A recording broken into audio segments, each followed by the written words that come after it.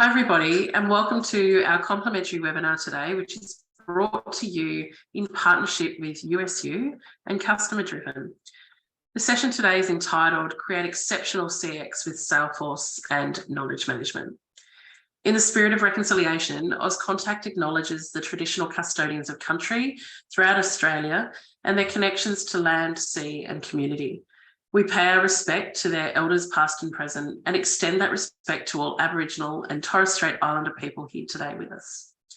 Today's webinar will run for approximately 60 minutes, and during that time, with the help of our wonderful guests, Carmen and Nicola, we hope to actually challenge your thinking and spark some interest and engage you in conversations, as well as provide some ideas for you to take back to your respective businesses.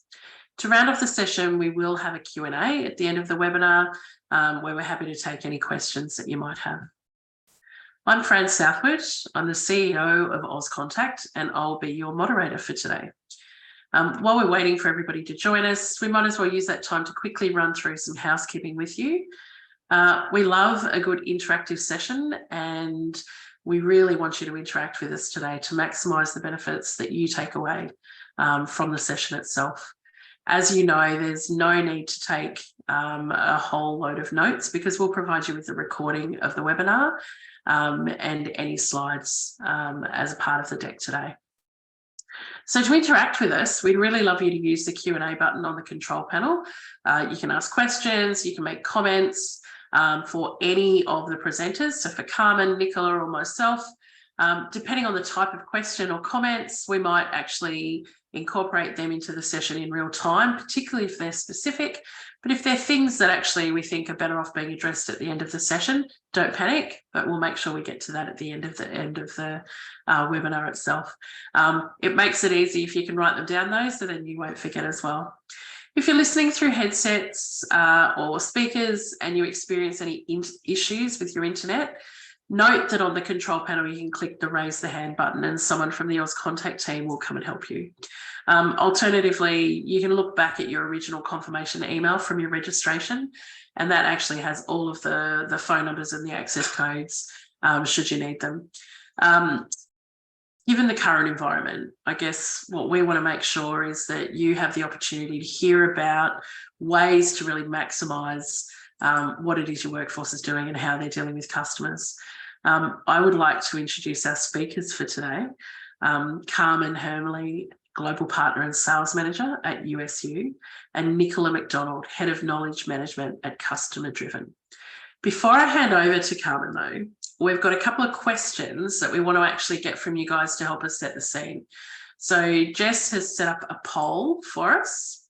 And what we'd like you to do is answer these for us. So the first one is in relation to specifically, does your organisation use Salesforce? And then the second one, are you using Salesforce knowledge management? And again, this is just to help to set the scene for both Carmen and Nicola before we jump into the session itself. So if you can get clicking in that with get your responses in there for those questions on the poll, we will then get moving into the session itself.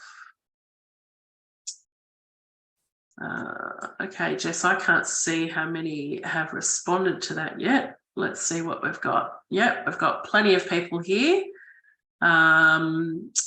Okay, so that's giving us some context. 86% using Salesforce, guys. So certainly a big number, and then probably around the 50-50 around utilising the knowledge management tool within that. So thanks everybody. I am now going to hand over to Carmen and we're going to get the session started.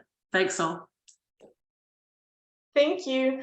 I'm Carmen and I'm happy to lead you through the webinar today, and we will look into how do you provide consistent CX for all customers in all channels, especially focusing on the Salesforce integration. And talking about Salesforce, I think this is a good overview slide about the ecosystem of Salesforce As most of you know, we saw that many are using Salesforce. Salesforce is a CRM tool which is pretty much getting used all around the globe and has a huge market spread. But with that being said, it is a CRM tool, but at the same time, obviously they grew over the years and also expanded their business in different departments to keep optimizing their system. Some of them are their own product. They also bought a couple of products over in the last years, which are then white labeled into their own solutions. And some of them really expanded the KM and gives really expanded, Salesforce, and gives good starting points, such as, for example, Salesforce Knowledge. That is an easy way to at least, include a knowledge management practice into Salesforce to then hopefully get the best experience. But Salesforce also knows that maybe some, of the benefits are leaking a little bit in their ecosystem. So this is why they leave partner into here. And Salesforce has a huge app exchange. This is also what I'm showing you right now, where whenever you want to add something to the solution, you can, simply look up what you're looking for, and it provides you suitable apps that can be simply included to just, generate a better overall experience. And today, we're going to focus about the knowledge management piece, and especially, service related. So our knowledge management includes into the Service Cloud, and then how we can improve, that experience through a professional knowledge management solution. That being said, let's look a little bit into what a professional KM can deliver. Fantastic. Thank you very much, Carmen.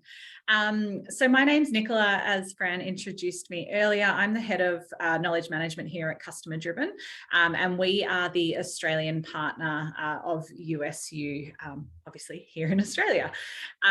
So we do a lot with contemporary KMS solutions, and when we are looking at a KM solution, as Carmen said, particularly for service, and for customer service, we really look for applications that are going to support our frontline users to manage their inquiries quickly and efficiently.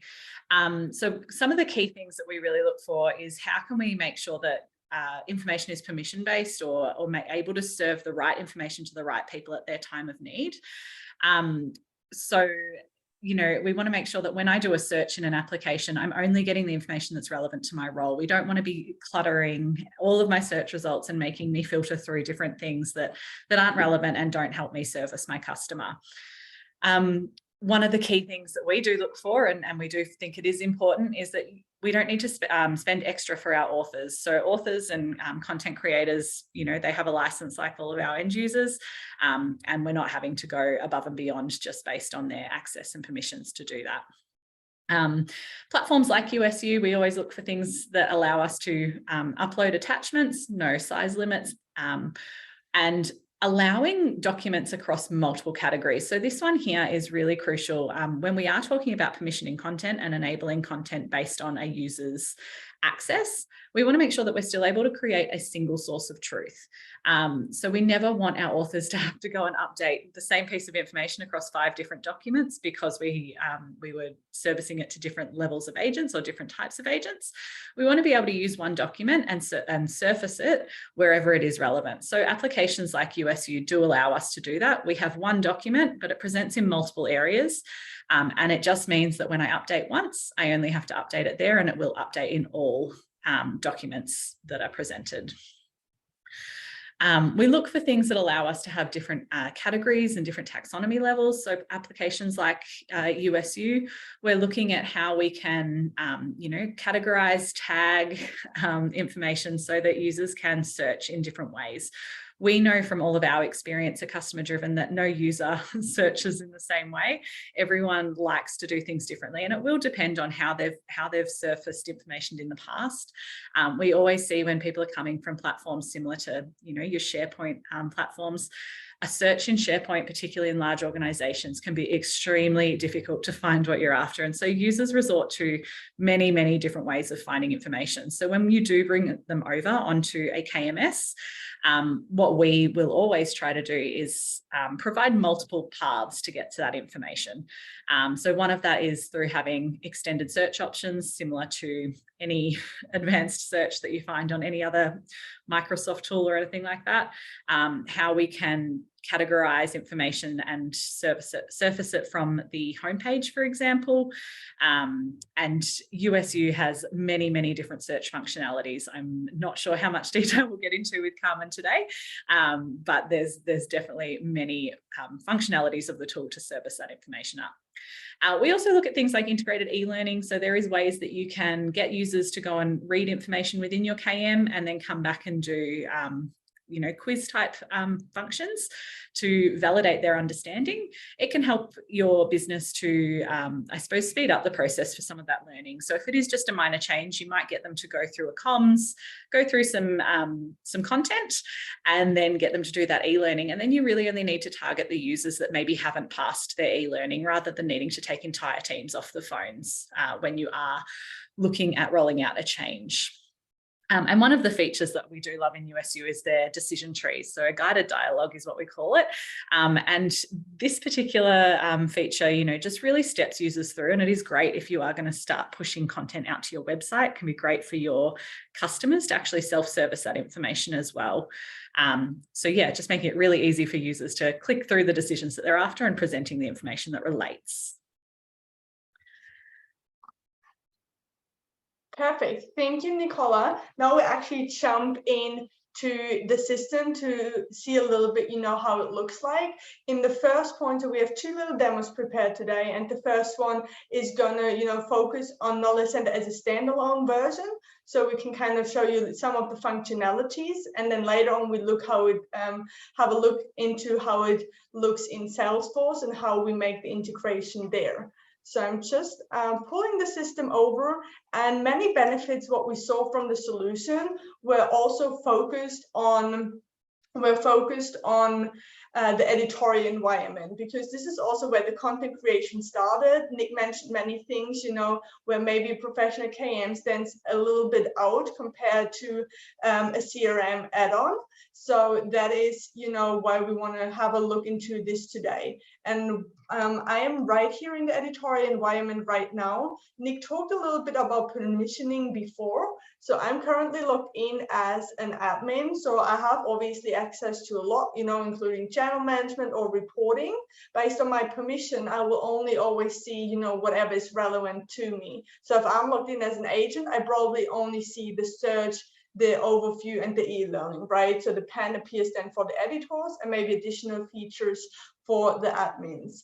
But if we now focus on the editorial environment again, one thing we have is, for example, our task list. So the task list just gives, an overall understanding of what tasks need to be solved for the editor, and those can be different tasks, right? The classic one is feedback. So obviously we have a feedback cycle within the solution, so it doesn't matter where the agents are or anybody else, they can give a feedback to a document or to the search, and that comes here, right in here, to, for example, the supervisor group. So I could respond to it, I can open the document, I can close the feedback. I already accepted this as my task right here, right now. And then another topic is workflows, which Nick, touched points before. So workflows are really key because, we need approval for documents mostly, right? In most KM solutions, it's not like someone can create content and here we go, it's published straight away.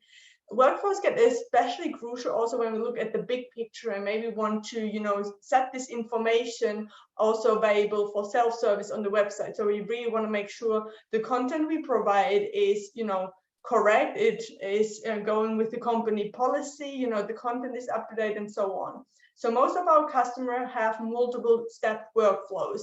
But as I say, it could be, but it also couldn't. So we give you a big flexibility when it comes to workflows.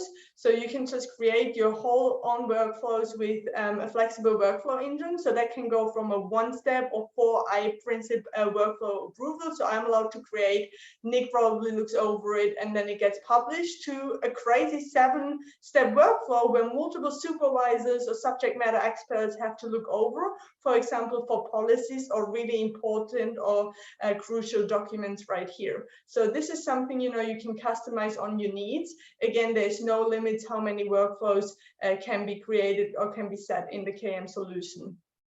A little extra thing we, for example, also have is our link checker. There's nothing more annoying for the agent to go through, the whole process of searching, finding a document, to then clicking on a link that could be to a URL or that could be to another document, to then get an error that the website, for example, doesn't exist anymore. So our system continuously, checks all links in the solution, and then it will, for example, also present a broken link right here in the task list if it finds such one, to ensure it's actually, the system is always up to date and always leads to a solution. And then, of course, within the pen area, we can also create content. And I now jump into, the content creating and content structuring overview. And this is exactly how we structure our content, by categories. And we believe it's really important to really structure the content. Maybe sometimes, also go deeper than just 1 level or 2 levels into a 3rd level to ensure every document is at its place where it makes sense. Also, that this is filter options that get provided here. So when we perform a search, we could filter by a category, make it even easier for a user to find that information. With the categories, we don't have any limitation how many categories you can create or subcategories. So this is really important, and you can go crazy right here. Nick also mentioned the setting documents into multiple categories. And this is really important because we don't like duplicates, right? So if I want to probably work with different categories that could be for different departments with different permissions, or maybe also for different channels. And it might be the case they want to have the same document in different categories. So I just put them there, and it's still the same ID. In total, it's the same document, right? So if I make a change one, it's changed everywhere. I can, of course, duplicate or like copy the document, but this is hardly the case and normally not necessary when we structure content. So this gives you lots of flexibility and makes maintaining of a document really easy. Now, as you can see, I already have lots of documents in this demo system, of course. So I just wanted to quickly jump in and show you, how it can look like when we create a document. So you get a feeling of the editor we have right here. I'm just going to create, a classic document. You can see you could set templates or also workflow, as I mentioned before. Those ones could also, set by default or based on the document types, so that the editor doesn't even has a choice right here, then going with the right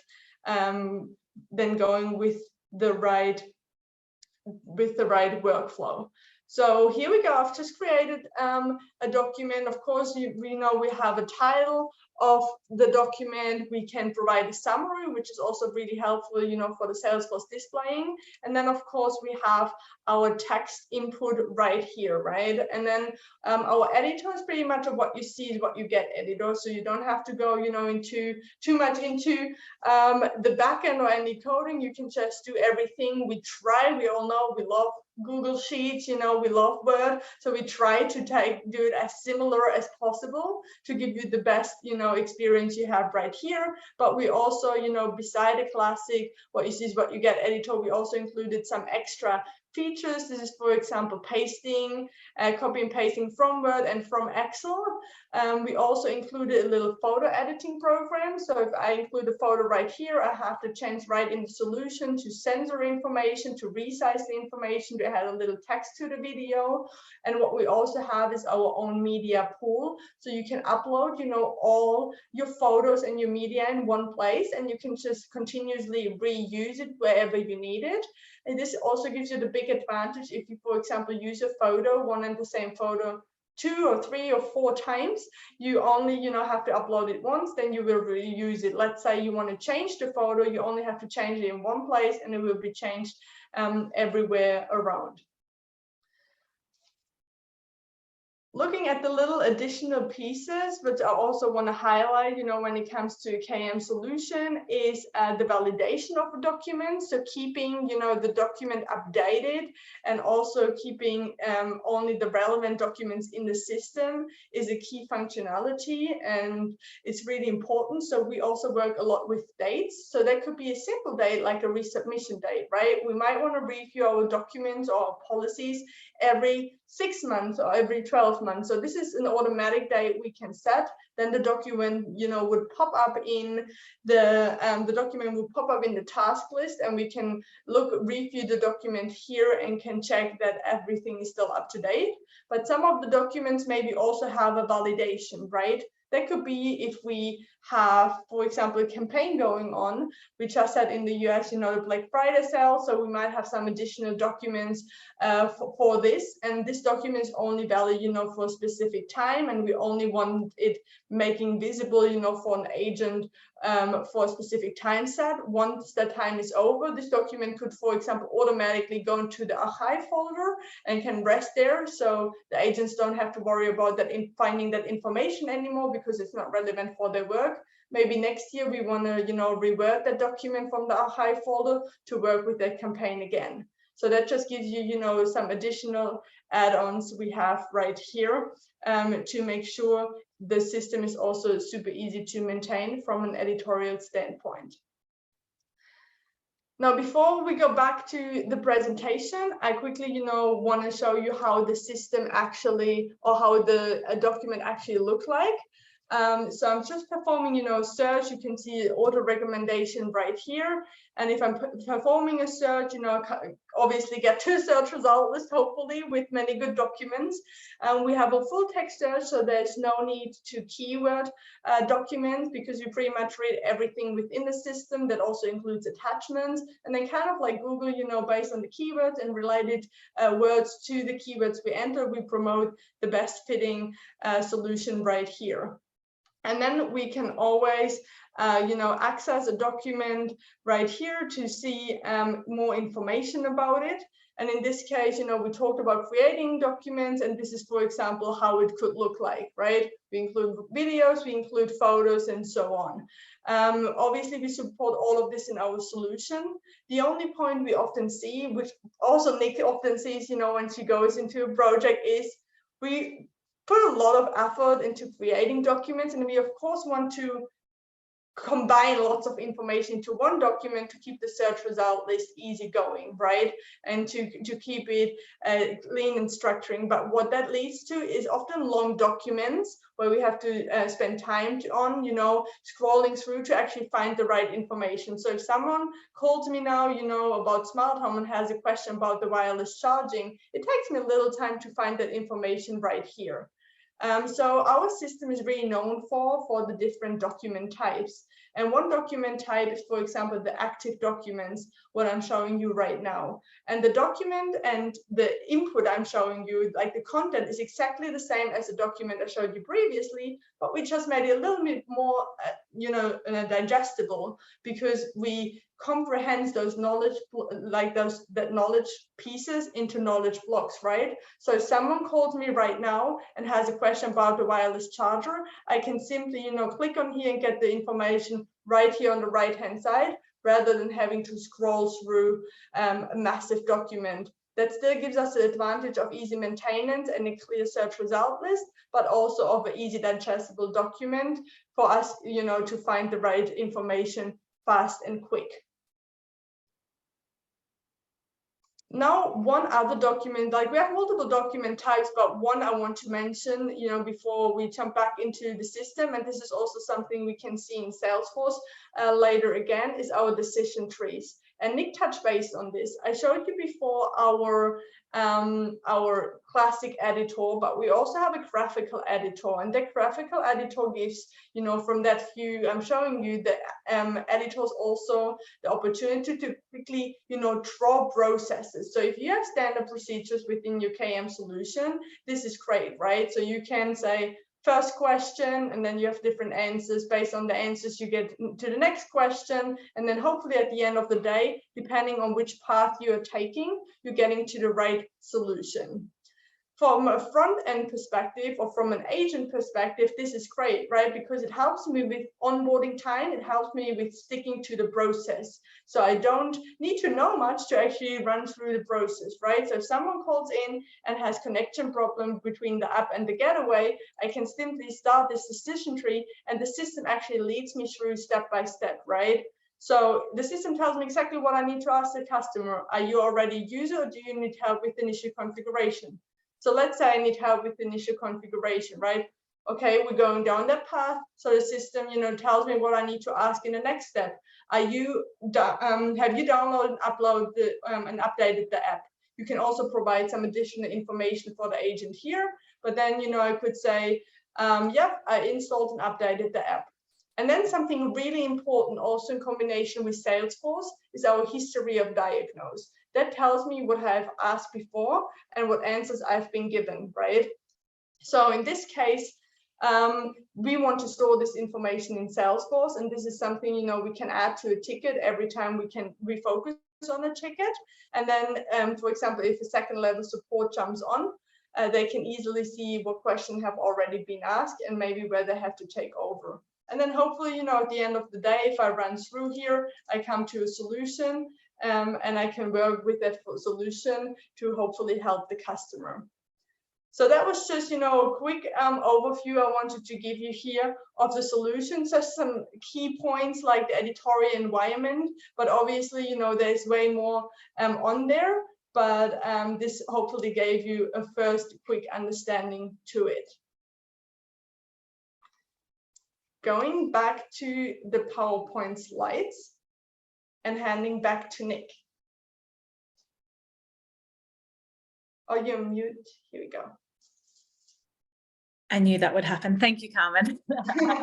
Run the risk of that mute button. So as we've got here, 48% of customers have actually said that the most important facet of customer experience is actually being able to use the channel of their choice.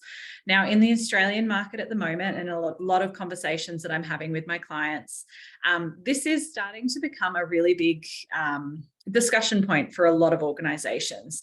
Organizations are starting to realize that there's probably benefit in being able to have our customers self-service online or through any channel of their choice. But B, there's the servicing information to people in their time of need is beneficial. It creates a positive customer experience. Nothing worse than trying to do something yourself, getting stuck, not being able to find it, having to call the call center, wait on hold, all of those types of things. It just makes for a poor experience. So the conversations that we are starting to have are moving into this omnichannel discussion topic, I suppose. What we are seeing in the market is, how do we service information from a single source of truth and maintain a single source of truth without having to have, 10 different teams managing each and every channel. And I suppose one of the really exciting ways that a lot of vendors that we work with, USU being one of them, are starting to do is being able to service the information that we are servicing to our call centers and get that in front of our customer in the channel of their choice. So whether that is, my preference might be to speak to someone, and I might always pick up the phone and dial straight through to the contact center, and that's fine. If I'm happy to wait on hold and that's not going to cause me frustration and I'm going to get the information that I need, then we do have our contact center, and they're going to be accessing information via whatever their knowledge base or their knowledge source is. We've then got self-service. So we've got people going on, FAQs on your website, or following I suppose walkthroughs. How do I complete this in my account? And that information needs to come from somewhere. All of the information, from our chatbots, our virtual assistants, emails, anything like that. It needs to come from somewhere. So what we are starting to work through is how we do that with our KM platforms. And USU has a really, I suppose, strong stand in this space at the moment. We have been able to demonstrate chatbots pulling information, demonstrate pushing information through to different websites and things like that. And the key thing and the important thing is, in each of these different channels, you will have different personas and different ways that you need to actually communicate. So the way we would advise our frontline agent, our call center agent, to discuss something with a customer, the tone or the language may actually need to be different for the customer who's self-servicing online.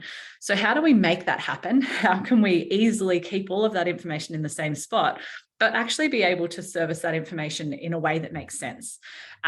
So there is a little bit of work to be done in the back end by your authors, but what we are seeing is that there is definitely a need and definitely appetite in the market for this to come from your KM. So KM is now no longer looking at being a typical contact center only platform. We are actually starting to see quite a broadening, I suppose, of the use of these KM platforms. So as you can see here, I've kind of touched on most of them, but yeah, your chatbots, your virtual assistants. I don't know how many of you have your Amazon Alexa or your Google Home in the house. You know, if you've lost your credit card, you could simply be saying, hey, Google, how do I cancel my credit card with CommBank? Or whoever you bank with, obviously. And she's going to be able to, they will come back with a response. And it's, where has that response come from? What is driving that information? And yeah, as I said, the really cool thing is it can start to be our KM platforms, which are really exciting times to see it actually starting to move into that space, because it's been I suppose a buzzword for quite some time, but we are starting to see a little bit more movement. So yeah, the final piece to this other channel is obviously our CRM. So how can we actually service that information to our frontline agents, but keep them in their CRM so that they're not having to have multiple applications and multiple tabs on their windows open? Absolutely, Nick. So obviously, we don't only want to make this information available externally, which is also one of the main goals, but also internally, we have different solutions, right? We want to provide the KM4 in the right way and in an easy way. And one of the CRM solutions is obviously Salesforce. And we also looked at it. So if we obviously combine the solution of the App Exchange of Salesforce together, with Salesforce, we hopefully get the best of both worlds, right? So Salesforce is keep focusing on the really strong KM core, CRM core, and then we as USU, focus on the professional KM solution with like the additional features we just looked at, like e-learning, decision trees, categorization, favorites and following articles. And then, at the end of the day, we hopefully, improve exactly what we want to improve, the call center ROI and KPIs, and have a successful collaboration between them. And I've mentioned it a couple of times before, about the App Exchange and so on, that all the people that are listed in the App Exchange are Salesforce partners. And this is something, which is really important to know, because if you partner with a company like Salesforce, this comes with huge benefits also for the end customer, because if you bought Salesforce, pretty much what you have to do with us, we're just, an add-on to Salesforce, because Salesforce guarantees you that everybody who is listed in the App Exchange, is verified and a compliant integration, right? So all the security audits you did with them completely, rely on them. Salesforce tests us a lot on our securities and make sure everything works, and that's for a reason, to make it as easy as possible for you. We also get access to, the partner community. So there's a huge community online we work with and we access, and we can just, get all the information. We get pre-notified about version changes. So probably hopefully everybody is nowadays on Salesforce Lightning, right? Which is the SaaS platform of Salesforce, which comes with regular updates, thank goodness. But we, of course, have, to make sure that even if they update something, we can still pull our information. So we get a little bit a heads up before they update or release a new version. So we can ensure that our integration still works and so on. Furthermore, this is something really important that also has to come out in this webinar. we love Salesforce. We work really close together with our partners, and one of them is Salesforce. We are in super close, contact with the Salesforce team. They also sometimes reach out to us, and say, hey, I see the limitations we are facing right now, maybe with our own add-on solution. Can you guys jump in and take over? So this is definitely, something easy. We can always communicate them. They know your scope pretty good. We see many of you have Salesforce, so this is where we're looking in, especially within those service and sales clouds. You should have, your specialists right there. And then, as I said before, that leads us to the successful collaboration. And now, actually, I want to show now, again, giving a little live demo how it could look like in Salesforce. So I'm just pulling my screen in again. Here we go. And this should look familiar to most of the people right here, because this is Salesforce. Maybe the general layout looks a little bit different, but this is, how your system and probably your agent workspace looks like. So as I mentioned before, I'm just right now, demoing in the Service Cloud, because this is where normally all service inquiries happen. And this is also where we see the most integrations into. I've, as preparation for this demo, already created a case. This could come in, via phone or via email or via any other system. And then the agent who is responsible for this case can now, open this, can read through all the information, and can hopefully, write a solution to this case.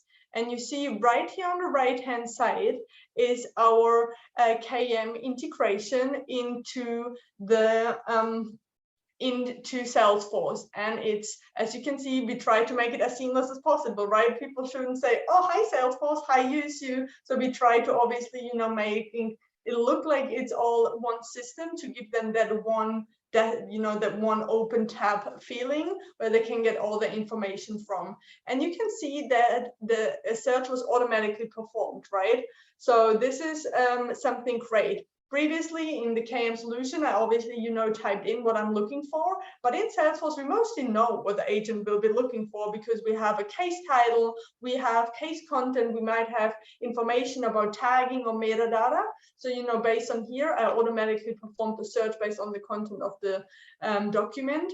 And then you can also see that I even gone beyond, just performing a search. I also included some meta information I have from Salesforce, for example, the store information. So I know that Andy, who is contacting me right now, is contacting me from the store in Stuttgart.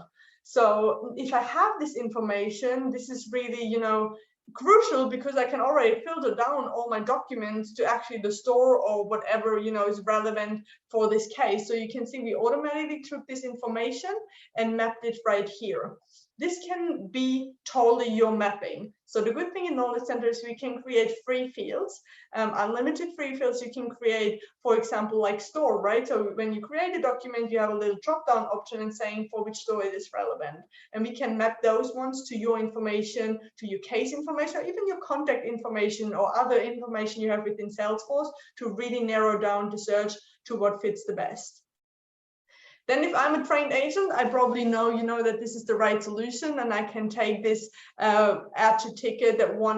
add to ticket, straight away. I don't even need to open the document, but maybe, some of our agents just want to double check how it looks like. So of course, from here, I can open the document right here. I'm not taking away my working space. So I'm not working with a pop-up or something. I'm being right here on the right-hand side.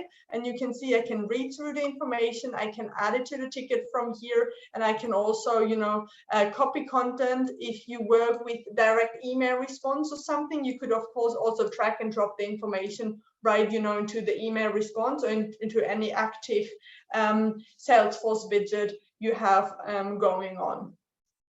Something I want to highlight, which is also highlighted here, is our option to work with variables. So you saw, on this little icon in the search result list, this highlights me in this case that we are talking about a text snippet. And a text snippet, I can just, paste over as a response straight away, because in this case, it's, for example, we work with variables.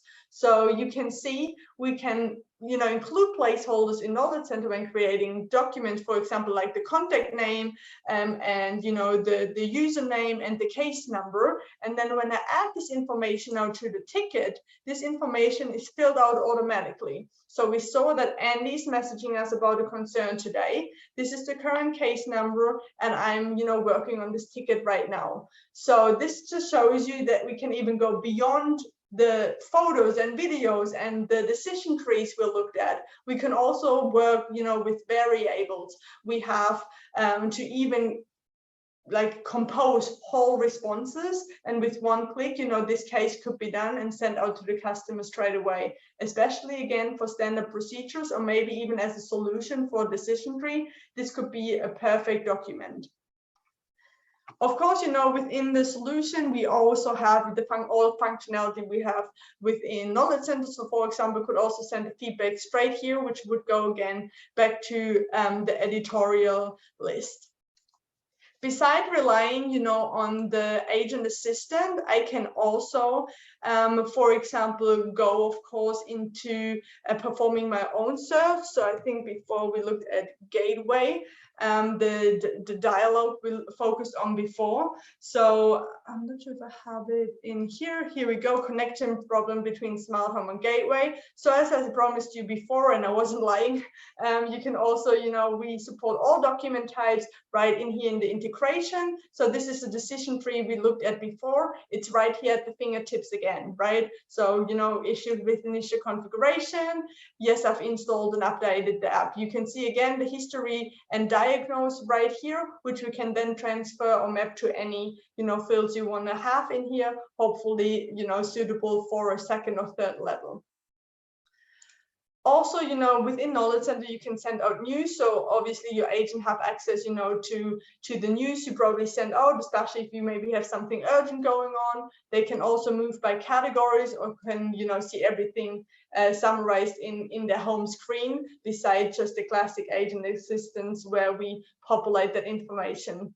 So this is actually the case, that helps the agent 99% of the time, hopefully, to find the right solution. Before we looked, into the overall standalone platform, which is always great to have open, but you can also access this, with one click here. You could come into the full picture of Knowledge Center. So if I probably have some spare time, or I need to run, for example, through an e-learning, like Nick mentioned before, I can easily do this. I could access my favorite list and so on. So this is something great I could jump onto.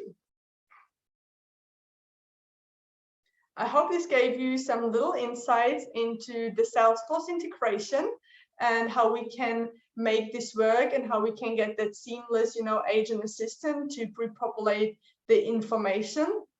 And now I actually want to show you, a couple of customer examples, which I think are always super interesting to see right here. I've mentioned them a couple of times previously. So now we can actually, take the last minutes to jump into that. So one of them was within a big medical, healthcare customer we had. They came from Salesforce Knowledge, and customer we have, they come from Salesforce Knowledge, and they were seeing some challenges, right? The classic challenges we touched base on before. So they had to pay for the author license, but they had a really strong team with a lot of knowledge. So they tried to save some cost, on not spending too much on the editorial license, but it ended up that they didn't contribute enough knowledge, or they didn't have the right people, on the know-how. Why we, for example, have our co-editor rights, where we can simply just invite some agent, to put in some information or so on. And then they were unable to, create custom and editorial workflows. You can imagine within the healthcare, we have to be really careful about our documents. They got updated a lot, so they didn't have too much flexibility when it comes to the workflowing, and their search functionality was really limited. Like, they searched for stuff, they went back and forth, but they could often not find what they're looking for, was not exactly, matching their requirements. So after 3 years of actually going back and seeing how they can make it work, together with Salesforce, they decided, to game up their knowledge management and introduce a professional KM solution. And, they saw great results. We migrated all the content they have from Salesforce Knowledge, with one batch into our knowledge center. So it's pretty much a shift and lift, to get started easily. And from there, they really, improved their documents. They set all their documents on resubmission. They looked at them. I showed you a couple of document types and a couple of tricks before. So they created some active documents to make the documents more digestible. They created decision trees for the standard procedures and really, improved all of this. And then they can really flexible with the license. So the editorial outcome really increased. They created way more documents. Documents were more up to date. And what they really use a lot is the learning and test functionalities. So Nick mentioned that before. We have a light LMS, we call it, right? We're not an LMS provider. We don't want to be one, but we want to make it easy for editors to create knowledge quiz to see, did everybody understand the content, which people maybe need, additional content, or is everybody, pulling on the same string. So this is something really easy. They create in our solution to just run through those knowledge tests, and they use it with a lot of people currently, and they have the seamless integration right now. So they also use it, within 4 countries. So this was a great success story. Another great story, especially when it comes to the mapping, is Volkswagen. So what many people maybe not know, that the Volkswagen actually consists of a whole group. So it's a Volkswagen group that also includes brands such as Skoda, Audi, and even Porsche, right, within their group. So they had one really, vision, I would more call it. They want to provide customer vehicle location-based support worldwide for all customers of the Volkswagen Group. And with that, if someone drives any car of the Volkswagen Group, they see that they have a support button, right, in the car built in, right? So if you have an accident, you can press that button and then you get connected to an agent on the phone to help you out. And so their point was, we want to make this support the best support for everybody all over the world, right? And the issues that we're facing is we have different regulations. So for example, maybe in Germany, if you have low tire pressure, you're not allowed to drive anymore, right? You have to stop immediately and you have to get towed. In the US, the rules might be, you're still allowed to go to the next petrol station to pump up your gas. So the agent really need to know what is happening, right? To provide that accurate information right here. So the solution we came up together was, let's combine, the information you have with Salesforce, which gives us all the information about the car, when changes were made, where the location is being given, because it's all transmitted, with Knowledge Center, with the articles we have there, with the category power we have to then map, the right solution. And they went with automatic troubleshootings, right? Because this is a standard process. If I see, when they were getting the car fixed the last time, I might go different path, right? So we really know, depending on the car information, we really know, the solution that is the right one and based on the location. So they work with our decision trees. And currently they have 2,600 decision trees running at Volkswagen, supporting customers all over the globe. So we are currently live with 13 countries, and we are planning to go into 44 countries in 34 different languages, and over 650 users, trust into our solution, specifically just within the roadside assistant use case. And we have a great visual here, which shows you again the exact, the process it goes to, right? So I have an issue with my car and I'm pressing the roadside assistant button in my car.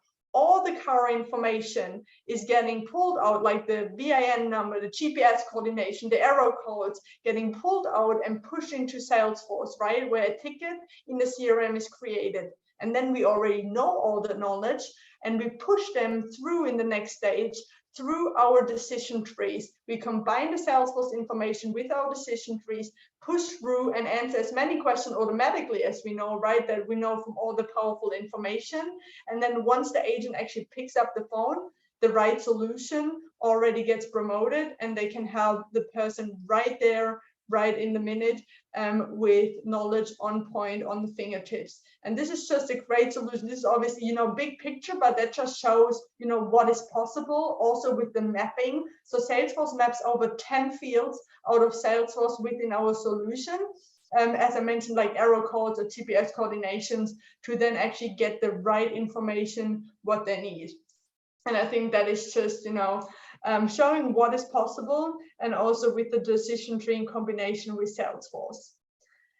With that, I also, you know, want to end what we were looking at today and open the room for questions so we can jump in then.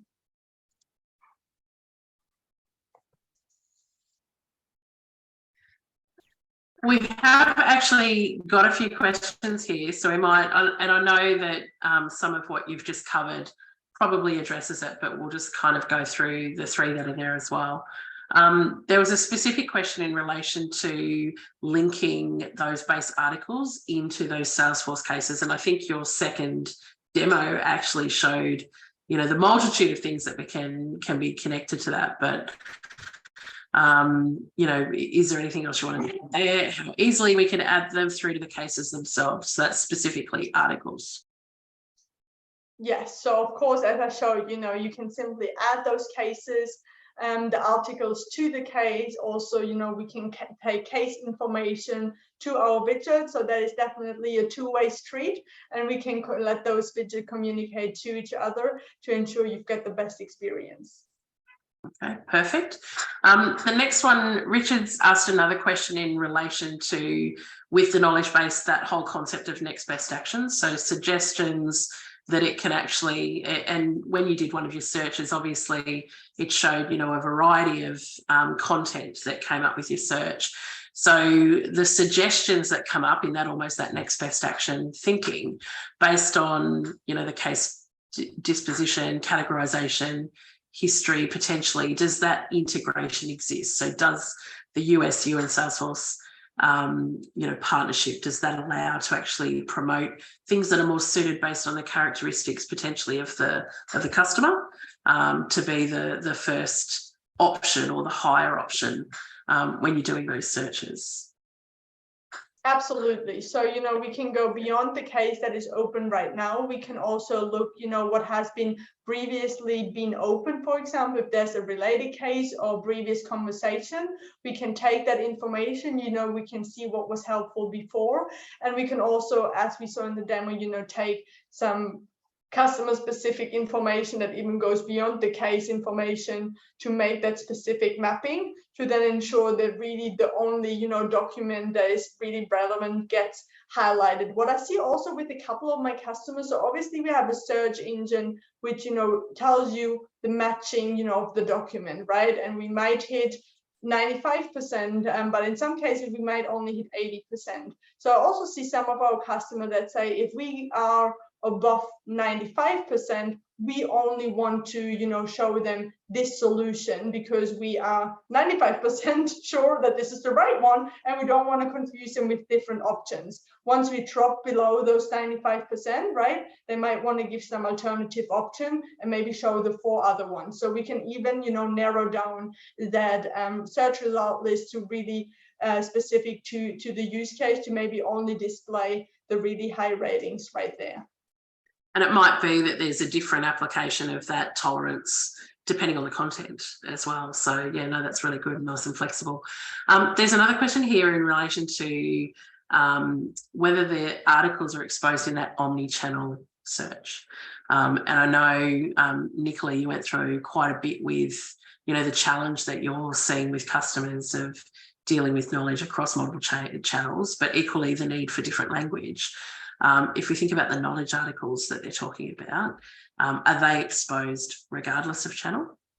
No. So the platform does enable us to basically select different sections of the content that we want, and where we want to push that. So through that permission-based piece that we kind of touched on in the at the start of the webinar, that's how we can start to permission content to say, this is going to be going to the chatbot, this bit here we actually want to go out to the website, but we can still maintain, and one of the really cool features, we can still maintain one document, but have all of those little, I suppose, sections of information kind of in the one space, so that when your authors do go in, they're seeing everything that relates to that particular piece of information in one view. So they're not having to go and search and say, what's our chatbot doing? What's our website doing? What's happening in all these different places? We can have it set up so that you've got, for that particular topic, here's the information, and this is what's going out to those different channels. But yeah, it is quite a really neat little solution, and how you can kind of permission content out to those different areas. Awesome. Absolutely. And so if that same line with permission, if you're in an organisation that had some quite specific, legislative information that would want to be inward facing, not outward facing, those permissions would allow you to be really quite deliberate in what customers can see versus what clients can see. So it's very much a multi-fit solution regardless of your organisation. That's what I'm hearing. Yeah, definitely. I'm sitting here nodding my head, but I don't think anyone else can see me at the moment. But yes, definitely. And that's kind of one of the biggest things and one of the biggest challenges that we see is how do we make sure that information that only our agents should know stays there, and how do we make sure that we, sometimes even you might be giving your agents a small snippet of information, but you don't want them to communicate that at all. So it's also, how do you design your content to fit those kind of scenarios as well? So there's quite a lot. Some things are to do with how we design it, how we write it, what kind of warnings we need to put on it. There's ways of tagging different information, things like that. So there's, how you get around that is, sorry, Carmen. And even one thing that might be obvious to us, Nick, but also within the Salesforce integration, like the widget I showed you, right? This is also completely based on permission. So based on the user I'm logged in with Salesforce, we obviously know that information. I will get different, content promoted than maybe a co-worker that works in a different space or has different permissions. So this is also not a generic widget that shows all of the content or maybe all of the internal facing content. No, this also includes, the full permission underneath it, so they actually only see what is relevant for them. That's fantastic. So obviously, for an organisation that was starting out with this, they'd actually go through how those permissions actually apply. And again, it might be very, very different depending on the vertical and the structure within an organisation. But clearly it sounds like there's plenty of options that actually tailor for that regardless. I've got a couple of other questions. There's a question here in relation to migrating content.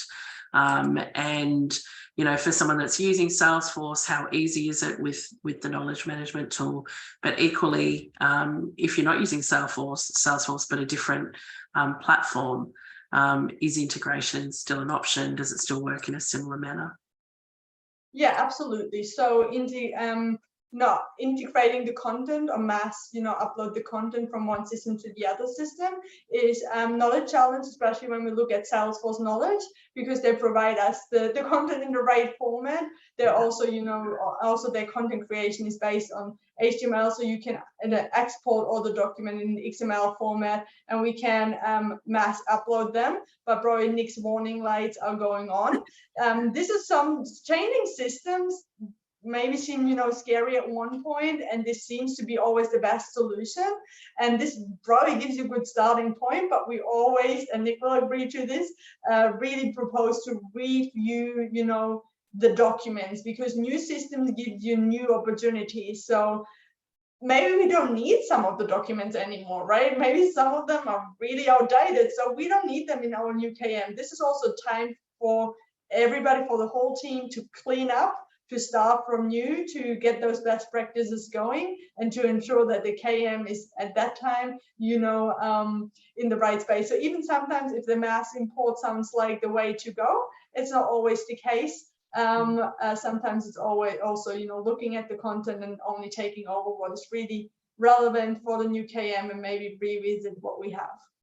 I think also. No, sorry, you go, Nicola. Sorry, just to jump in on that, you know, when you do move, particularly moving from an application that's maybe not got all the features that a contemporary KMS has, when you mass import over, you lose the ability to easily access those new features, I suppose. So as Carmen showed in the first demo, there was a really flat document where you had to scroll. If we want to really section that down, you need to use one of the new templates. So actually taking the time to think about that and how we present that information rather than just a bulk upload in.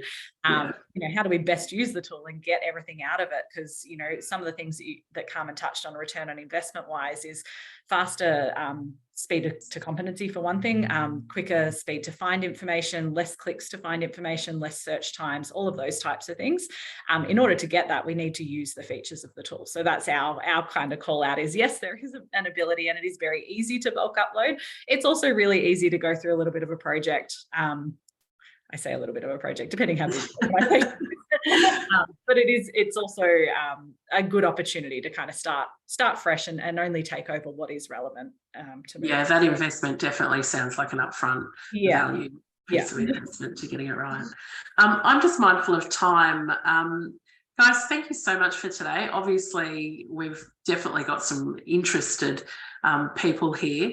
We are, as always, going to send out the recordings from the session and we'll work with you to identify any of the slide deck that we can equally distribute to the attendees today.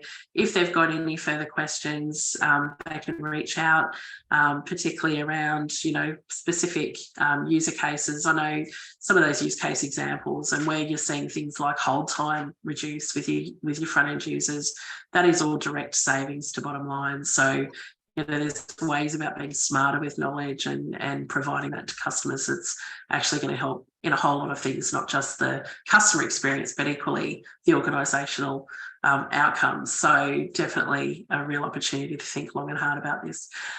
Thank you both. Fantastic session. And thanks everybody for attending today. We look forward to our next session with you. Thanks, guys. Thanks everybody.